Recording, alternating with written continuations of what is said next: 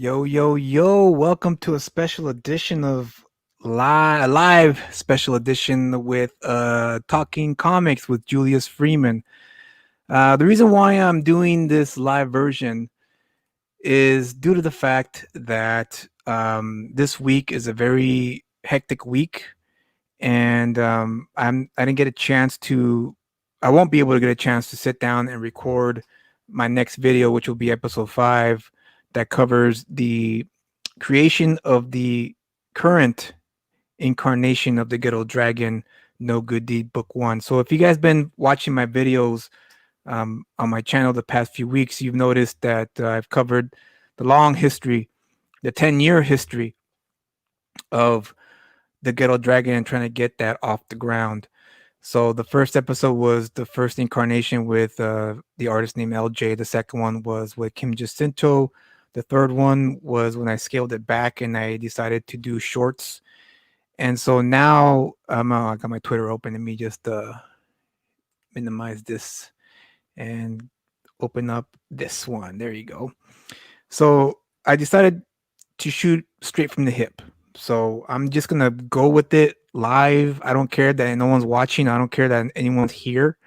It doesn't really matter because I need to get used to talking live, because when I do launch the campaign, I'm gonna have to do this every week. That's the goal anyway. The goal is to do a live stream every week, or every other day of the week, because I understand that that's what needs to be done in order to get your campaign up and going. And I know right now Michael Bancroft has his live stream. I think in a few minutes. So I'm competing against some of the top dogs of quote unquote Comicsgate, uh, the peeps of Comicsgate. Which again, no ill will towards Comicsgate, nothing but love for Comicsgate, because those guys, I understand what they want, I understand what they're looking for. So again, no ill will or bad blood towards Comicsgate, or hail Comicsgate, I guess you could say, if you want to, if I want to be official about it. But yeah, so I know that no one's watching. I don't care. I'm just gonna make the video and then that's gonna be uploaded on my channel, and you guys can watch it um, sometime later this week when you have time. So what I want to talk about in this video, or in this live stream, this special edition, live edition of Talking Comics, I wanted to talk about how the recent incarnation of the Ghetto Dragon came about. So what happened was there was a dry spell period where I didn't do anything with the Ghetto Dragon. It kind of just, I put it on the shelf because I had gotten tired of, you know, going halfway, into the production of the book, and then all of a sudden it just, something happens. The artist can't do it no more. The artist is not feeling it anymore, or just something went wrong every time I attempted to get the Ghetto Dragon off the ground. And so I did other stuff. I've done other works of art, other books that I'm trying to get off the ground. Actually, I did manage to publish one comic book. It's called The Cleansing. It was drawn by Andre Araujo. And if you guys don't know who Andre Araujo, I never can pronounce his last name. I don't know how to pronounce his last name. Araujo, I have no idea. But he was the artist for the book. It's out on Comixology if you guys are interested in purchasing it. I don't really market the book as often because, full disclosure, I was a little stoned when I wrote that book. Wink, wink. And I wasn't really proud at the final product of that book because I felt that I could have done better. I felt that I could have taken my time. I felt that I could have um, hired an editor to overlook the script. Well, actually, there's no script to the book, but that's neither here or there. That's another topic for another video that that I'll probably cover, yeah, down the line, because that's a whole different story onto itself. But yeah, I did publish a comic book. It's called The Cleansing. It's on Comixology if you guys are interested in purchasing that. I'm thinking about doing a crowdfunding campaign for that book specifically for a print run. But I have to go back and I have to edit a lot of stuff because there's a lot of things that ended up in that book that I'm not proud of. So I will have to fix that when I do get the chance to do it. So anyway, I was doing all the other projects, and the Ghetto Dragon just kept, it's like a woodpecker poking at the tree. Just kept poking at me. It's like, hey man, hey, when are you gonna get me out? When are you gonna get me out? I need to get out. I need to get out. And it kept poking. It kept poking. And I read Stephen King's On Writing, the book he wrote about writing, and he said something that really got me thinking, and that was when you have an idea that lingers in your mind, and years go by, and it's still there, fresh and ready and willing to grow. If you just put the time and effort to sit down and write it out, it's worth the time and effort. So when I read that and I had the Ghetto Dragon kicking my ass in my mind here, I was like, okay, you know what? I need to do this. I need to get the Ghetto Dragon out some in some form or fashion, because it just needs to. For whatever reason, it has to get out.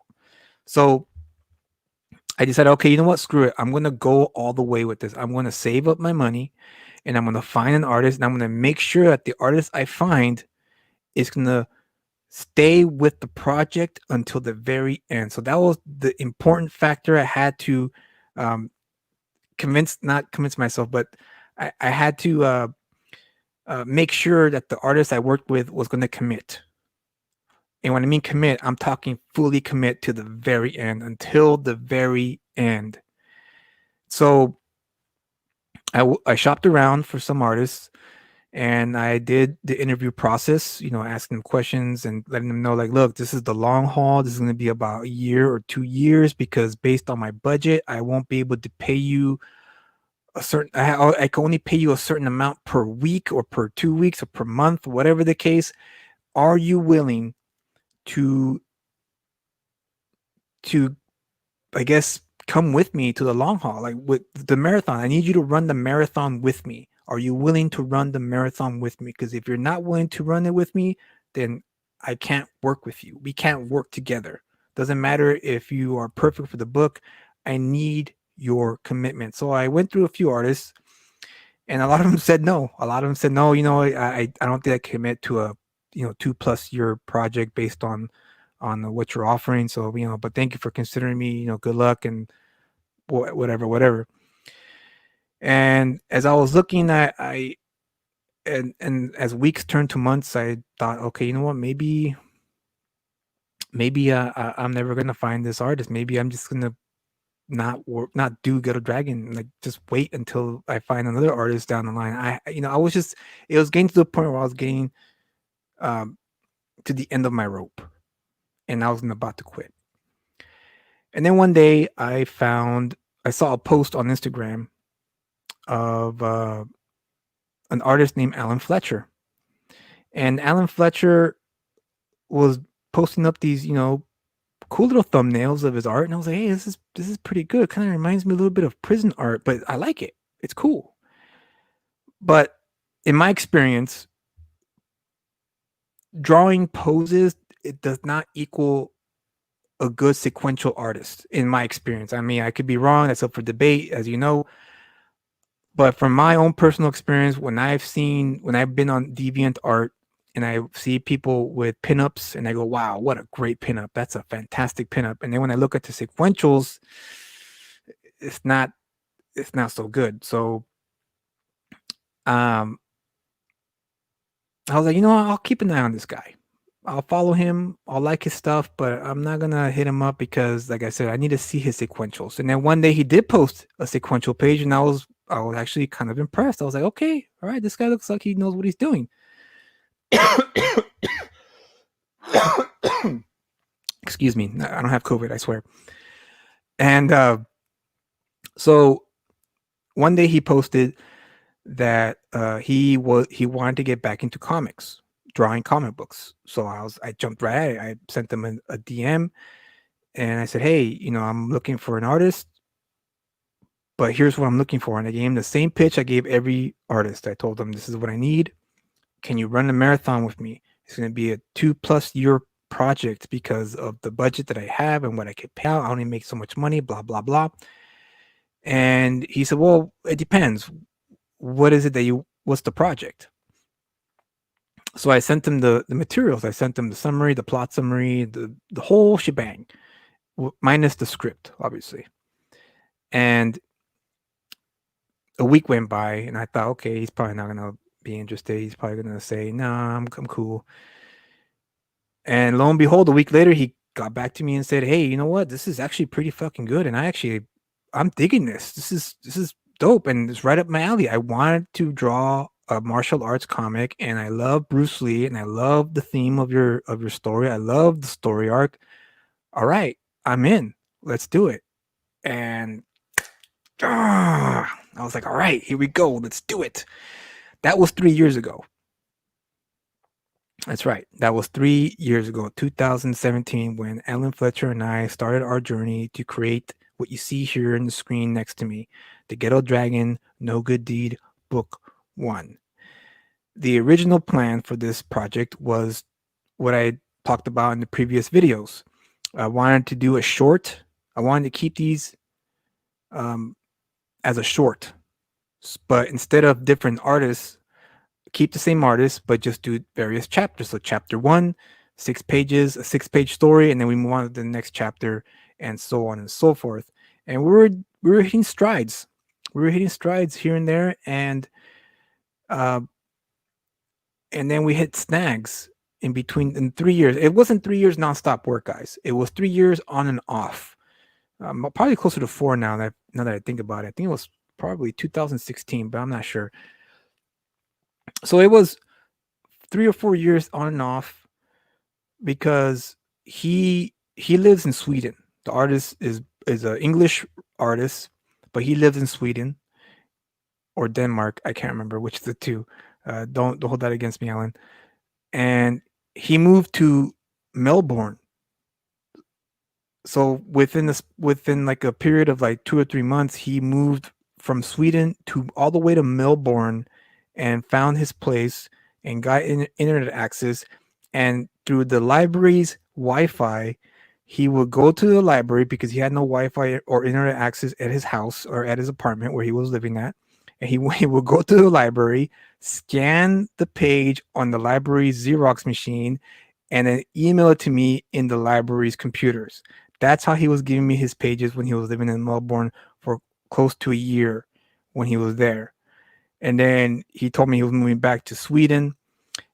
And the whole time he thought I was going to say, you know what, this is not going to work. But I kept reminding him, look, dude, I told you, you and I are going to run a marathon, and we're going to run this together, and we're going to get to the finish line together, no matter what. Just remember that. So he appreciated that. And he moved back to Sweden after about a year, close to a year living in Melbourne. And the same thing, there was a period of 3 or 4 months when he, had to get situated in Sweden again and get internet access and all that stuff. And then when he was waiting for the internet provider to set up his internet, he did the same thing. He, instead of a library, he went to a cafe. This guy, I got to give Alan credit, man. Alan is definitely dedicated to his craft. He's dedicated to finishing a project. So I really did get lucky that I found someone like Alan Fletcher to work on this project. Totally lucky. And so that's what's been going on for the past 3 or 4 years. I have to look back at my emails to find out exactly when we started, so I can give you guys the correct and accurate date. But it's been a long time in the making, guys. And so what happened back in February of this year, if you guys don't do, or if you guys know or you don't know, um, I launched the Ghetto Dragon campaign back in February, and the goal was $8,000. And the reason why I launched the campaign with the goal of $8,000 is because in December of last year, Alan told me that he was thinking about going back to school, and that was going to be a full-time endeavor. And he said, look, man, I want to finish this project, but going back to school is going to take up a huge chunk of my time. I won't be able to provide you the pages like I have been for the past, 7 months or so. So if we can get this done, if you can give me the scripts, I could draw the rest of the pages and give them to you you know, within the time before I go back to school. And I'll admit, I kind of lagged on it a little bit because I didn't want to lose Alan, and I didn't have the money to pay him for the entirety of the rest of the story. We're about over halfway done at the moment for the entire series that he and I are producing together. And so I freaked out a little bit. I panicked and I pulled the trigger on the Ghetto Dragon Indiegogo campaign back in February, and I launched it cold, like colder as a freaking Alaskan igloo. Just a terrible move. And if you want some advice, guys, don't ever panic when you're are going to launch a campaign. It's true. Always plan, always build your base, and wait. Be patient. Don't hesitate to wait on artists, especially, and then again, don't rush either.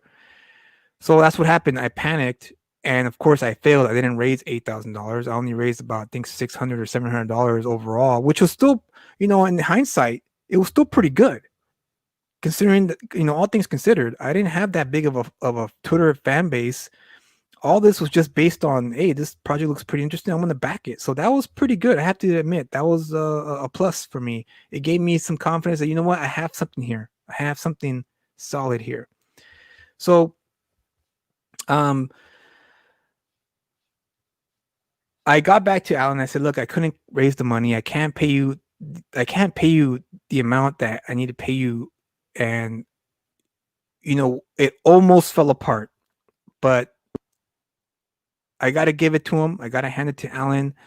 I convinced him to stay until the end of the finish line. I said, look, here's the new plan. Instead of releasing the entirety of this project, how about if I split it in half, book one and book two? That way, during the time now when you go to school and when you get off school, the time when you get off school, I'll have book one already produced and shipped out, and hopefully the Ghetto Dragon product has been raised to the level of awareness of the public. So that way, when I launch book two, we're ready to go. We're ready to rock and roll. And Alan said, "Okay, let's do that. We'll I'll work with you." And so here we have it, guys. Here's the preview for book one. Book one is in the bag. I plan on launching it this week. Hopefully this week I can launch it, but I can't. Don't hold that against me. I still got some things I need to tie up, and once I do tie that up, then I'll be able to launch it. And it looks like next week is gonna be the week where I finally launch the campaign. I was hoping for this month. I was hoping for mid October, but there are some things on my end that I had to take care of, and um, I couldn't get it done on time. So that's why now it looks like it might be next week, because this week is pretty hectic. This week I got a wedding to go to. This cousin-in-law, I guess. She's getting married, and I have to drive up to Marietta for her wedding, and I won't have time to market the book or advertise the book. Obviously, I need all the time I can get to promote the Ghetto Dragon Book One, No Good Deed. And if I launch the campaign this week, more than likely, um, I won't be able to have all the time I need to promote it. So it's looking more like next week is going to be the week where I finally launch Ghetto Dragon Book One, No Good Deed, for all of you guys to consume. So let's hope that's the case. Um, so yeah, so I want to show you guys the first, maybe the whole thing, or maybe the first 15 pages. Maybe. I don't know. See, it depends on my mood and depends on how much time too. Because I don't want to be on here for an hour because I got things to do. And like I said, this is a special edition, live edition of Talking Comics with Julius Freeman. So I wish I had people here so I can interact with them. But like I said, I don't care. This is just a thing I wanted to to cover. So here's the preview of what you're gonna get of the Ghetto Dragon Book One if you back it on Indiegogo next week. Give me a second. I need to take a little drink because I got my throat parched. I can't really show the can on screen because I don't want to, do advertising. I don't want to get banned by YouTube or whatever. So okay, let's get started here. So here's the cover of the first chapter of the Ghetto Dragon No Good Deed, Book One. The cover is drawn by a very talented artist named Rick Alves. He is a very talented, very cool, down to earth individual. I met him. I think I saw his work on. I want to say probably. Damn, I don't remember. Maybe I think it was Instagram. I want to say Instagram. And I liked his style. I think, I was like, oh, what, this guy will be pretty good for drawing the covers for the chapters. And I was like, okay, yeah, you know what, I'm gonna hit him up. And he was great to work with, very easy to work with. Like I said, great dude. And I thought he captured this first chapter beautifully, exactly how I wanted it to look. Our hero is carrying this young girl, and this is a crash van, and it leaves the reader wondering what happened. And of course, the spectators here are taking pictures, and the cops. And so that leaves the reader wondering what's going on, what's happening. I want to know what happened here. And then so we move on. So here's No Good Deed. And our hero is jogging late at night. It's 11 o'clock at night. So here it is, created and written by Julius Freeman, art by Alan Fletcher, excuse me. Inks by Julio Falkenhagen, excuse me. My good old buddy, Julio Falkenhagen. Again, guys, if you guys have not checked out Julio Falkenhagen's Instagram post, you guys should check it out. His channel, not his channel, his Instagram account is dope as fuck, and you should give it a look. And Guadalupe Bustamante is the colorist. I really love her colors. She really does. She encapsulates the aesthetic that I wanted in my head when I pictured the Ghetto Dragon in my head. So props to Guadalupe. Guadalupe, if you're listening, what's up? I hope you're doing well, and I hope you're staying safe. And I'm sending prayers your way, as well as all my friends and family, and during this time of uncertainty. So here's the first page. Our hero is jogging by, and here's Manny. He plays a significant role later in the story. Not too much, just something that is mentioned. And so they know him. So he jogs by, and they know him. They know him by first name, and he runs by their house, and then he runs by another store owner's house in the neighborhood, and he goes into a little darker neighborhood, a little bit more dirtier and grittier. And then he ends up in the alleyway where he sees three masked men taking in a young girl into the back of his van. Let me zoom in here so you guys can check out. There it is.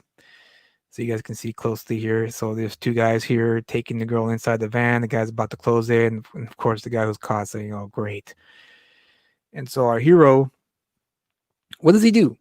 Does he turn away and say, sorry, guys? No. He takes action like a hero is supposed to. He doesn't think about it. He just goes right for it. Young girl's being kidnapped. He's not going to take any chances. Doesn't matter if the guy flashes his gun at him. See, if you look closely, he's flashing the gun at him. And Matt's like, screw it. He throws his smartphone at the guy's face, hits him right in the nose, breaking his nose instantly. I just want to showcase just what kind of a character our hero Matt Guerra, the Ghetto Dragon, is. He's a guy who really is a selfless hero. And that's what I wanted to showcase for this book. I'm a huge fan of Superman. And, a lot of people today think Superman is an outdated character. Nonsense. Superman is not an outdated character. He is a timeless character, a man with great idealism, a character, I should say, with great idealism because he's not real. And I feel that human beings are capable of the most evil, but also the most good. And this is what this story is all about, is what path do you take as a human being? Do you take the ultimate bad path, the evil path? Or do you take the good path, the virtuous path, full of virtue and goodness? And not perfection. That's the key, guys. Not perfection. There is no such thing as the perfect man. No one's perfect in this world. That's why it's best to always strive for goodness. That's the way I look at things. But that's what the theme of the story covers, or explores in this story. So the masked man, one of them gets taken out, and Matt kicks the second guy, and he crouches. The third guy is like, oh crap, the girl's inside the van, but Matt jumps into the van to get the third guy down. And Casper here, driver, sees what's going on. He panics, he steps on the gas, and he peels out of there with the two guys still fighting in the van. And they're, tumbling in, back and forth. And the masked man gets him, tries to get him, but Matt, being the Jeet Kune Do practitioner that he is, he blocks the punch, punches him, and then breaks his arm. Snap or crack, I should say. And then Casper freaks out. Holy fuck. And Matt, our hero, threatens the driver, saying, stop this van or I'll do you worse. And the driver just bails. He just bails. He jumps out of the van. He says, screw this. I'd rather take the pavement than the punishment that this man might give me. And so Matt, of course, is not happy about it. He calls him a pussy.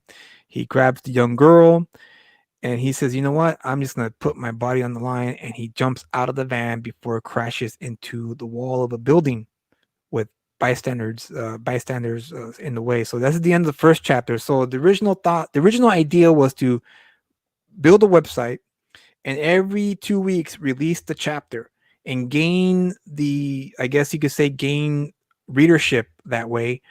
But it just wasn't working out financially for me. It wouldn't make sense because I was thinking, how am I going to make my money back? I can't keep doing this. I can't keep bleeding money because I got, of course, my child, my little girl was, my wife and I were pregnant at the time. So I was like, I can't keep doing this because I need, the money is going to go to the baby. So I had to figure out another way. And that's when I discovered Indiegogo and crowdfunding campaign and all that stuff. But that's, again, another video for another time. And so here's the beginning of the second chapter. This cover, this cover is magnifique. It's not drawn by Rick Alves. It's drawn by a friend of mine named Julius Saito. This cover was freaking fire. Like when he gave me, because he liked the look of this character. When I showed him the preview of these pages, he really dug the way this character looked. And he told me, dude, I want to draw this character. And this is what he gave me. And I thought it was the fantastic cover. It was just perfect, like all around top-notch cover by Julius Saito. Kind of like a special guest of artists in a lot of ways for the beginning of the chapter. So chapter 2, we're at the hospital. And our hero, Matt, as you can see the bruises on his back. Let me zoom in here so you guys can see closer. So he's bruised. The cops are questioning him. They're filing the report as to what happened, this kidnapping.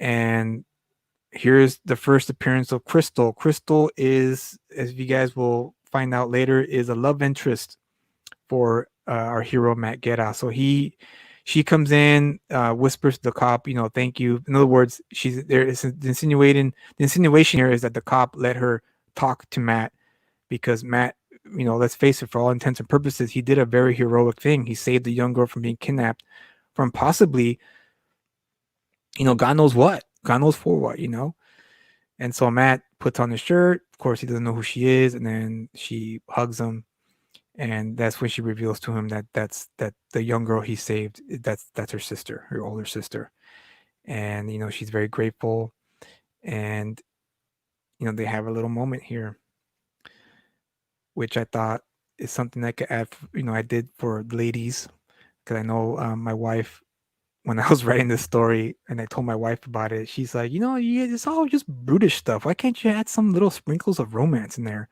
for the women? And I was like, you know what? You're right. Why don't I add some sprinkles of romance? So this is what I wrote this little subplot into the story to kind of, humanize our hero. Because I think that's important. I think good stories should humanize heroes, especially heroes like Matt Guerra or Superman. That's why Superman has Lois Lane, right? That's why Batman has Selena Kyle. That's why, who else? Barry Allen has, I don't know the name of his wife or his girlfriend, but you get the point. So they have a little moment here. She explained to him that she went to meet a guy, that she was talking to online, and then turns out that they were, going to kidnap her, and so he tells her, hey, you know what? Don't worry about it. Don't think about that. Don't ponder that. It's done. The the main point is that she's safe. That's what he tells her essentially here. And afterwards, she introduces herself to him, and this little clue there that something might happen between these two. And then the next page is the total opposite of that. And here's the first appearance of the villain of the story, Dreamer. His name is Dreamer, and he is peeing on the guy inside a cage. And as he's peeing on the guy, he's explaining what happened, which is, it turns out that van and those three masked men are part of the gang that he is a leader of. So he hears breaking down what's going on. So there's drugs and money here in the museum, so you guys could look closer. Money and drugs and gun. He picks up a little thing there, and he pretty much tells him, "Hey, you know what? Excuse me." So you know what? Yeah, you did fuck up, but this guy who really messed up this kidnapping, he got in the way of our business, so we gotta teach him a lesson. And so he tells him, you better teach him, you better do something about it, and make sure you send a message that you don't mess with our gang. And so Casper's like, sure, okay, whatever you say. And so they set him up. Two guys beat up a guy here on the sidewalk. Matt runs in, chases him away, and he's, hey man, you okay? And turns out it's literally a dummy, and it ends with him being set up. And then the third chapter, drawn by Rick Alves, great looking cover again. It's a extreme close up of a smartphone. Someone captured the beatdown that our hero does, and then it begins with him beating up the gang, and he just does a number on them, just fearless all around, and beats them up. And then it ends with someone watching it on screen, and it turns out it's Dreamer once again looking at the screen and going, this guy is freaking, you got to be kidding me. So he sends the word out, okay, you know what, whoever sends his family to the hospital gets a cash prize. And that's when Dreamer's, he's pleading with them, saying, I'm sorry, hey, this guy's the real deal, this guy is not it's not a pushover. And then of course Dreamer doesn't want to hear any of it, and pretty much threatens him and says, if you fuck this up again, I'll send you to hell myself. And the next scene is a kind of inspired by the Godfather movie, the last scene where Al Pacino's character Michael Corleone is baptizing his nephew, while at the same time all these assassinations are going on. Obviously there's an exception. There's no there's no juxtaposition, there's no other scene happening. This is just a straight up massacre. They attack his younger brother, they then attack his younger sister, and then they attack his father with a sock full of rocks, and then they attack his mother, and they throw a brick into the window, and it hits her in the face. And now we move on to the next chapter, and here's the outcome of that. And so now Matt is explaining to them, okay, you gotta start traveling in groups. Any situation you're unsure of, call the cops, that kind of thing, taking precautions as you would when you are a target by a gang. And so Matt says, I'm not going to engage with them anymore, you have my word. But it turns out he's not doing that. He's actually going to engage. He's actually going to go in to find out what the hell they're up to. And he sneaks out of his room late at night. As you can see the clock here, 12:15 at night. Everyone's asleep, but he's sneaking out, and he's running through the backyards. He's just some journaling here. I'm not going to go through it because you guys can see the preview when I put up the campaign. Jumps over the fences, climbs over the wall, and it ends with him in the rooftop, and he starts spying on the gang, which is called Los Valientes. So see if that's the when he's up there and he's spying on them, he's watching them from the roof, and there's a party going on. And if you look closely here, there's Casper right there. And so he keeps his eye on Casper. And that's the end of the preview, guys. That's 24 pages. There, 24-page preview for you guys, for you. the viewer who's gonna watch this video down the line. So yeah, this was the preview for the Ghetto Dragon Book One, No Good Deed, that I will launch hopefully this week or the next week, depending on what happens the next coming days. This Wednesday, I will be on a live stream, talking to. Give me a second. Let me look it up here. A minute. Give me a minute.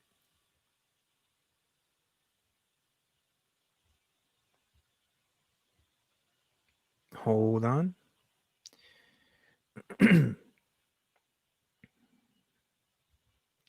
Any minute now. Thank you for being patient.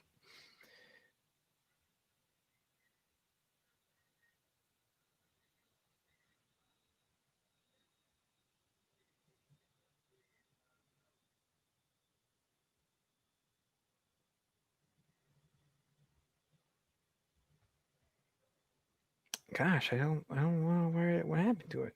Sorry, guys. Hey, this is live. Anything can happen. Anything can happen on a live show.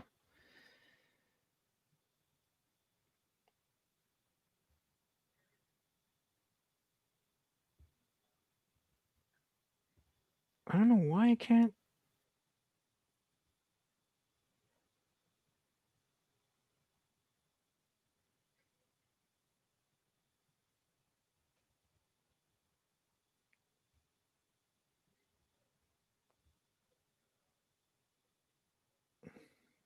Sorry, guys. This is a very unprofessional. But like I said, it is live, so there's that.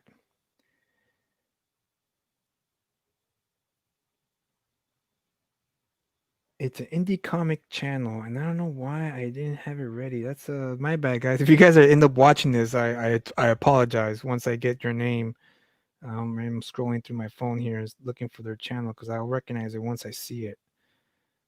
Hold on, look at my subscription base here. If Church of Failure was on here, he would have been chewing my ass out for being unprofessional and being what do you call it? Unprofessional and also unprepared. Indie Comics Relay. So that's where I'll be. I'll be there on Wednesday. Let's see here. Let me just make sure it's the right person because I don't want to. I don't want to.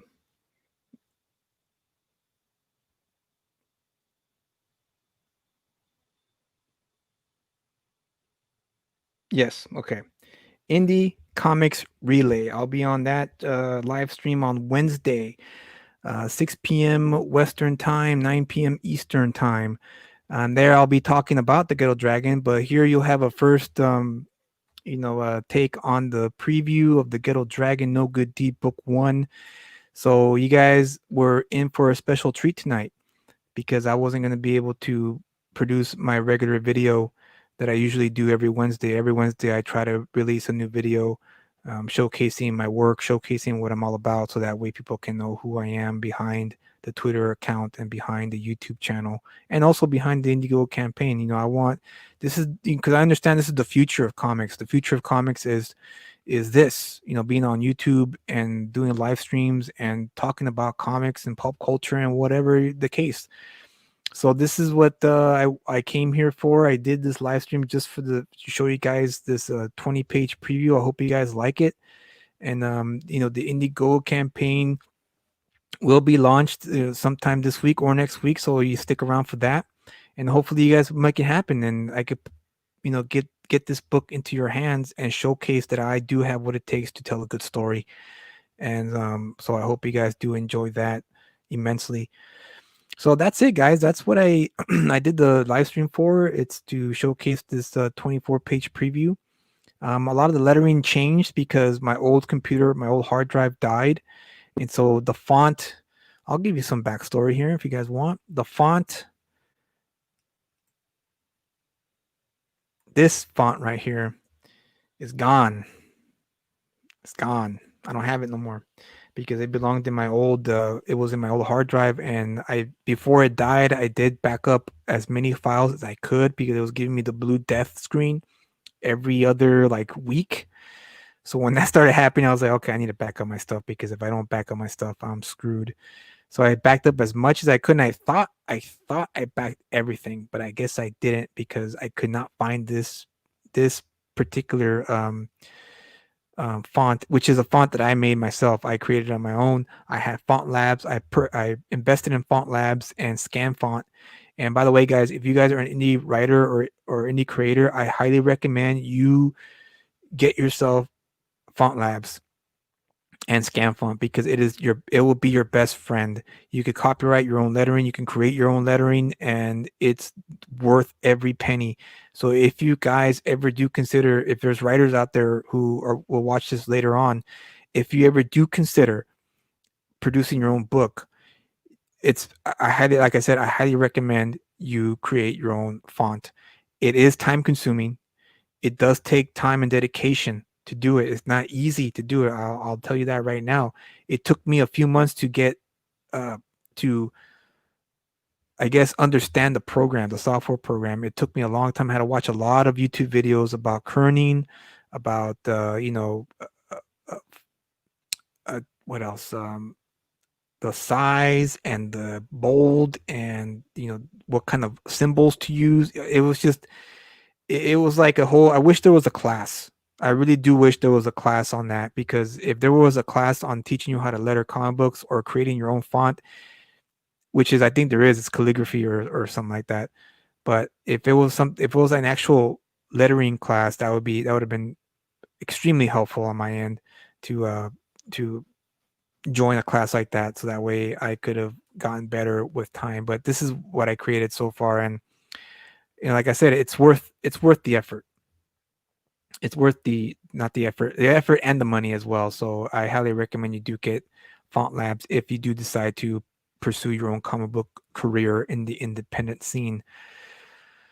So yeah, that's it, guys. That's the preview for the Ghetto Dragon. I hope you guys like it. I hope you guys enjoy it. I hope you guys will contribute and back it when I do launch it. And I am going to try to be on as many live streams as I possibly can in the coming month of November, because this campaign is not going to last. I'm going to probably do it for 30 days, maybe 45, because December is the month of shopping. And depending on what happens in November election, November 3rd, we'll see what happens with that. Maybe the coronavirus will magically disappear. Who knows? But since I'm live, I'm doing this live, shooting it from the hip. I think what I'm going to do is I'm going to, I guess, talk about some other stuff. Let's see what's in the world Twitter at the moment, right? Let's do that. All right, give me a second. Let me pull this up here. Ooh, I got 2 notifications. Ooh, I got a follow. Nice. Mysterious E. This guy had me on his live stream a couple weeks ago. Great dude. I had a lot of fun on his live stream, and he was very supportive and gave me a lot of good advice. And we, shot the shit, and he let me promote my book on his channel, which was very nice of him. I just straight up hit him up on Twitter, and he, just went, "Hey man, well, all you have to do is just ask, and if you want to be on my show, go ahead and be on my show, guys." If you haven't backed this, back it. It's fun. The theme song alone is worth the backing. So if you haven't backed it, back it. Make it happen for Captain Love. He deserves it. And so it's doing pretty good, actually. It's made 4,000, and his goal was 1,500. So good for him. Good for Captain Love, for Drew Ish, for making for hitting his goal. So this guy is this project looks bonkers. By the way, it looks pretty dope. And if I had money, I would back it. I might just give it a few bucks, throw a few bucks here and there as a support measure to support his campaign. But yeah, if you haven't supported his campaign, I highly recommend you do it. Captain Mysterious, Mr. E, Mr. Drew, if you're out there and if you are listening to this, hail. Let's see what else is here. Like I said, guys, I'm shooting the shit. Raw Looper, great artist. I follow his stuff on Twitter. He does some good stuff. This guy's going places for sure. Be it in the independent scene, comics gate, war campaign, whatever you want to call it. This guy is definitely going to go places. And kung fu martial arts, he's potentially a competitor against my Ghetto Dragon, but I don't mind it because Raw Looper is pretty dope when it comes to making art. And oh yeah, Amy Coney Barrett has been confirmed as the U.S. Supreme Court judge. And congratulations to Miss Barrett. It is a pain in the ass to be a Supreme Court justice nowadays in this country, and so I have to give her credit. And I have to give the president credit for picking her because it was a little difficult to attack her this time around. Because when Kavanaugh ran, it was a circus show, but well worth the watch though. But congratulations, Miss Barrett. On getting the confirmation to the Supreme Court. And this guy here, Matt Krotz, I actually want to do a stream with him because I like the fact that he's a philosopher.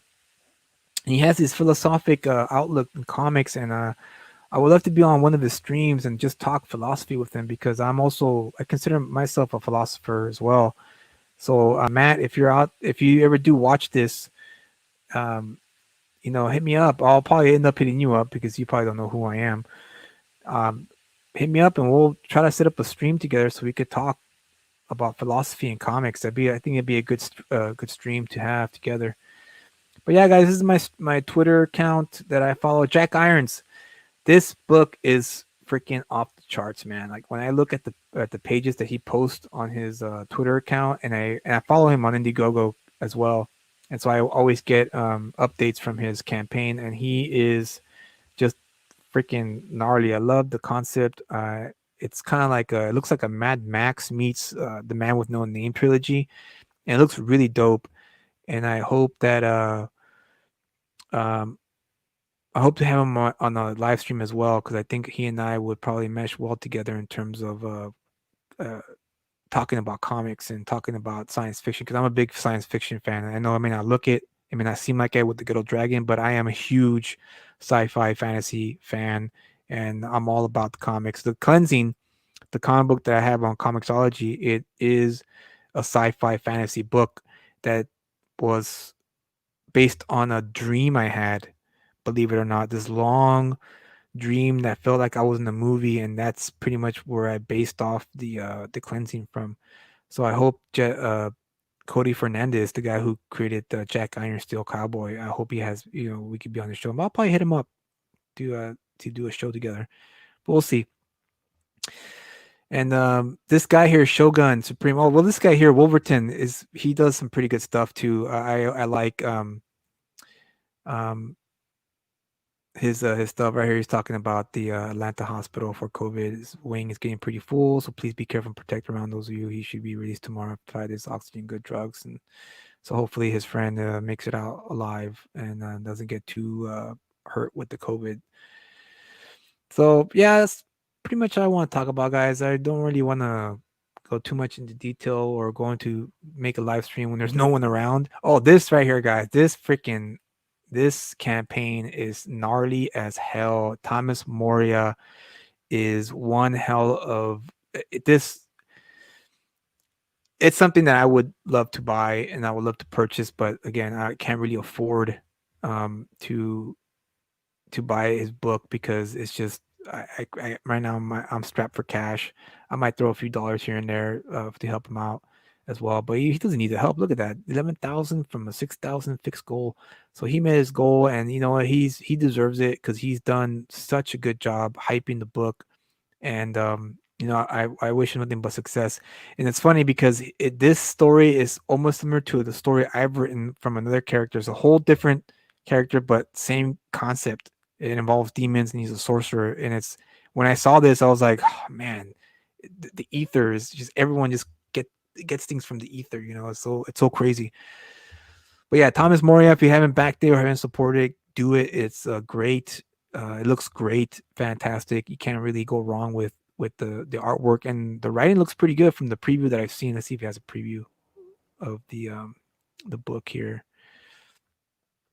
Yeah, well, he does, but I don't think it's lettered yet. Yeah, it's not lettered yet.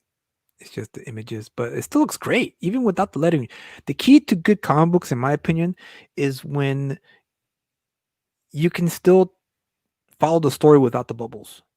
That's, to me, that's like a sign of a great comic book, is when you could follow the panels and understand what's happening without the lettering. The lettering is just the topping on top, not topping on top, the cream on top. I want to say, but yeah, this looks fantastic. This whole series looks freaking great. So hopefully Thomas Moria does, um, become a huge book.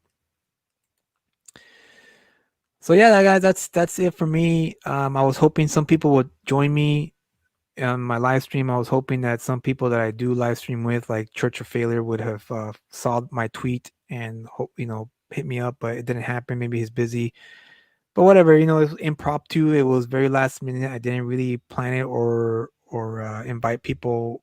I know that live streams typically is a few, you need to promote it a few days before it happens so you can get people into the channel and start chatting amongst themselves. So I get that. It doesn't really matter. I need to get used to talking live anyway because of the Ghetto Dragon campaign that's coming up, and I need to be comfortable talking to the camera and talking to you who will hopefully watch down the line. So yeah, there you have it, guys. That's the end of that. I think I'm gonna head out. It is pretty late on my end. It's 9 o'clock. It's almost 9 o'clock here on the West Coast. And stay safe out there. And we'll do this again. I'm gonna do this again, not as often, but I will go back to my regular scheduled program next Wednesday. The new video will be up, and yeah, so there you have it. That will be that. So again, stay safe, be excellent to each other, party on, dudes, and peace be with you. Good night.